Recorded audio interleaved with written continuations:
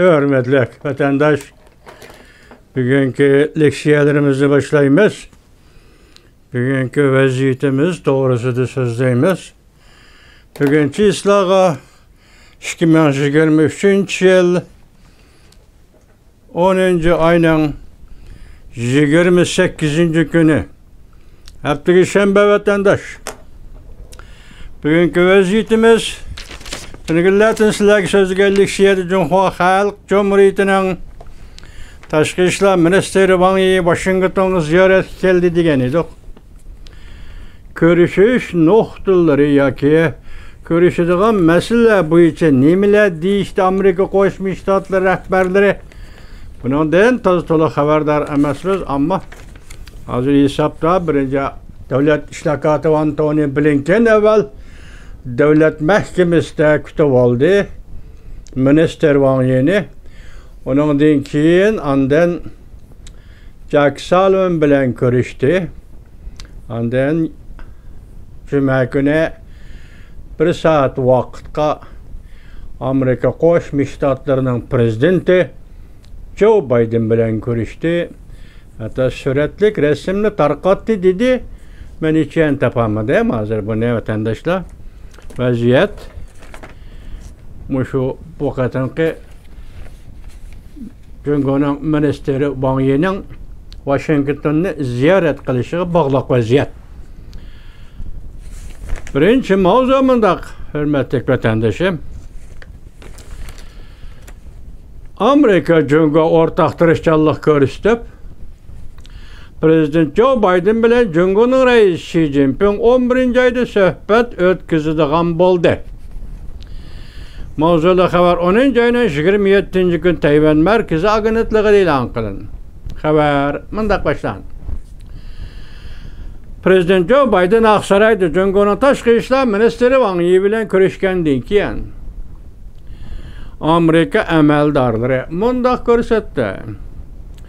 Amerika bilan Cumhur bugun o'rtaq tirishchanlik ko'rsatib, Prezident Joe Biden bilan Cumhurning raisi Xi Jinping'nin kelar ayda suhbat o'tkazishni ilgari surishga qo'shildi. Fransiya agentligi xabar qilib mundaq ko'rsatdi. Amerika Cumhur munosabati jiddiylashib ketgan bir paytda Amerika Qo'shma Shtatlari Prezidenti Joe Biden Cumhurning raisi Xi Jinping'ni 11 ayda San Fransisko shahrida o'tkaziladigan Osiyo Tinch okeani iqtisodiy hamkorlik yig'iniga qatnashishga taklif qildi. Xi Jinping yig'in qatnashishini rasmiy dalillamadi. Cumhurning Tashqi ishlar ministri Wang Yi Washingtonda Prezident Joe Biden va boshqa Amerika yuqori darajalik amaldorlari bilan ko'rishgandan keyin Aqsaroy mundaq ko'rsatdi. İki davlat yuqori qatlamda diplomatik munosabatlarni saqlab qolishga va munosabatlarni muqimlashtirishga qo'shildi. Ya vatandosh, yuqori qatlamda munosabatlarni saqlab qolishga va muqimlashtirishga qo'shildi. Aqsaroy bayonotida mundaq ko'rsatdi. Prezident Joe Biden bilan reis Xi Jinping'nin 11 ayda San Fransisko shahrida suhbat o'tkazishini ilgari surishga o'rtaq tirishchanlik ko'rsatayotganligini qaytarishdi.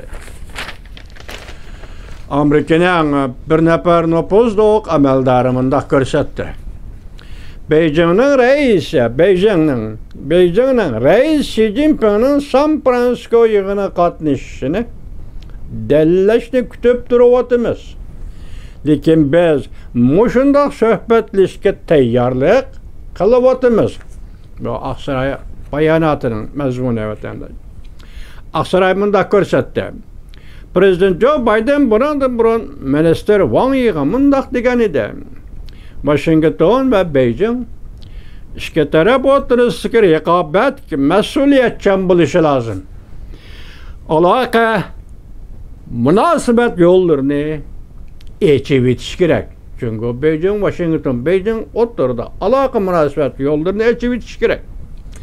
İsrail va Hamas qurolliqlarining O'rta Sharq to'qinishining keskinleşişiga ergişip, Aksaray'ın bayanatı yani mındaq görüstüldi. Prezident Joe Biden yana Amerika bilen Jungo'nun Hristiyanlık görüstüp, Hrislağı birlikte takabül turuşunu ta'kidledi. Nopuzluq amaldar yana mındaq görsetdi. Amerika amaldarları O'rta Şarq vaziyeti köngül bildiğanligini bildirdi. Jungo'nun hem quruluş karakterlik tadbir qo'llanib, şu yerdeki dostlarga hizmet işleşiga aydakçılık kıldı. Aksaray, Prezident Joe Biden bilen Jungo'nun Tashqi ishlar ministri Wang Yi'nin qo'l elishib ko'rishganligi to'g'risidagi suratni e'lon qildi. Davlat ishlar kotibi Antony Blinken ve davlat bexatarligi maslahatchisi Jake Sullivan ko'rishga birga qatnashdi. Matbuot muxbirlarining maydonga kirishiga ruxsat qilinmadi.